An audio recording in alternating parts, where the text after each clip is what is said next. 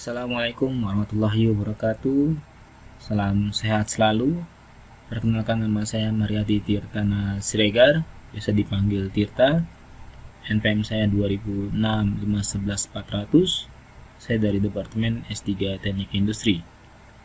Kali ini saya akan mempresentasikan proposal riset saya atau disertasi saya, yaitu dengan berjudul pengembangan model pengukuran kinerja rantai pasok pada era industri 4.0. Latar belakang penelitiannya, sebagaimana diketahui bahwa supply chain atau rantai pasok adalah suatu pengolahan aliran material, di mana perusahaan untuk mendapatkan bahan mentah sampai ke pendistribusian produk jadi ke konsumen, yang dimana akan meliputi aktivitas pergudangan dan juga aktivitas fungsi distribusi. Nah, selama ini kerangka umum pertama untuk penilaian supply chain management yaitu telah dikembangkan oleh Dewan Rantai Pasokan dengan model pengukuran Supply Chain Operation Reference Model atau disingkat dengan SCORE. Namun, pada kondisi saat ini di tahun 2020, terutama dengan adanya kondisi revolusi industri 4.0 dan juga sekarang masuk ke kondisi pandemi COVID-19, model tersebut terlihat umum untuk pembahasannya, yaitu SCORE hanya mendefinisikan proses dan penetapan standar dalam terminologi standar, belum mencakup istilah yang cukup luas. Maka kenapa? Karena SCORE mencakup pelanggan dan pasar interaksi dan transaksi material fisik.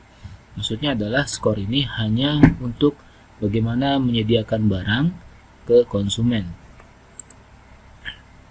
Nah, kemudian ada integrasi antara product life management, ya, ada supply chain management dan customer relationship management, ya.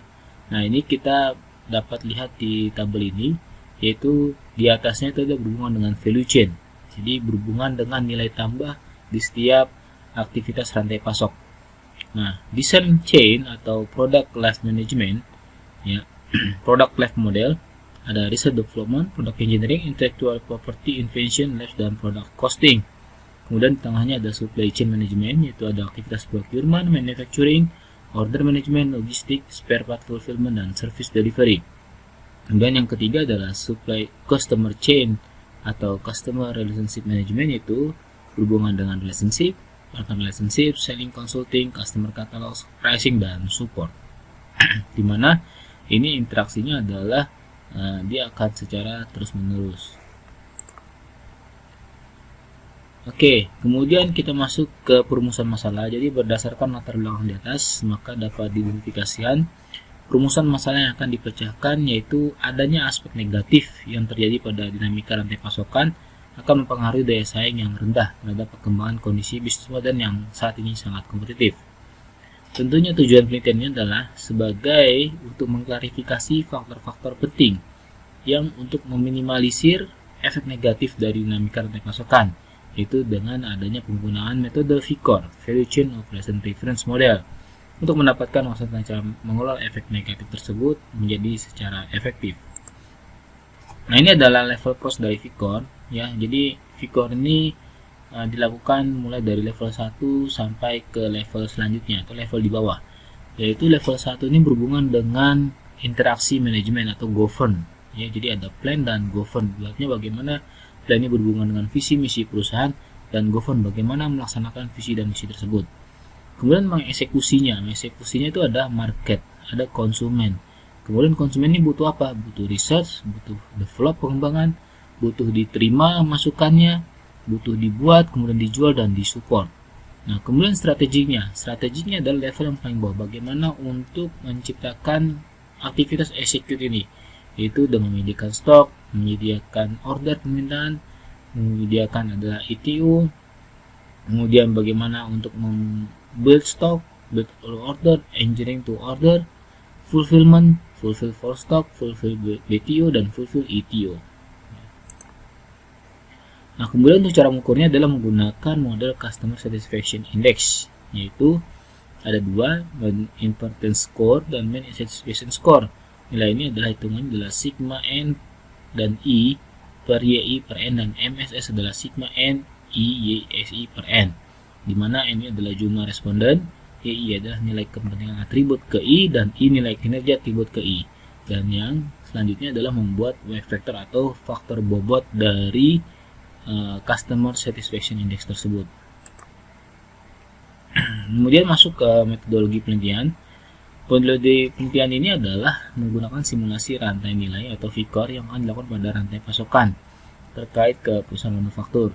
Perusahaan ini tentu terlibat dalam rantai pasokan dan menggunakan sumber daya ERP. Jadi perusahaan sudah harus menggunakan ERP untuk mengintegrasikan sistem informasi dari berbagai rantai produksi produk tersebut.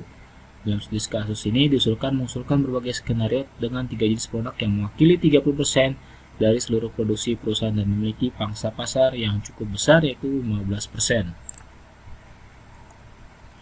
Ini kemudian kita akan menggunakan model konteks diagram, yaitu untuk menjelaskan aliran logika keputusan dan peristiwa yang memicu fungsi utama dalam value chain tersebut. Jadi kita buat suatu function tree-nya yang akan menjelaskan di mana aspek-aspek value chain yang bisa dioptimalkan di perusahaan.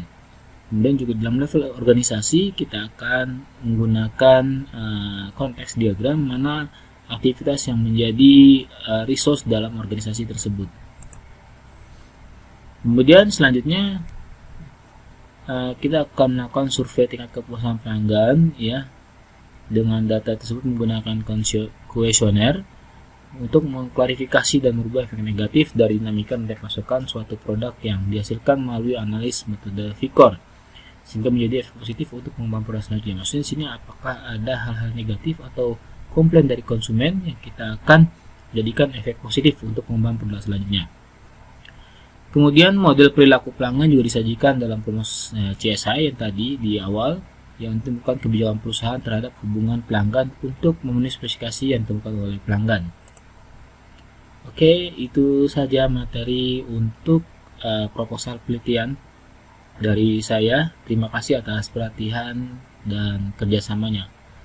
Wassalamualaikum warahmatullahi wabarakatuh.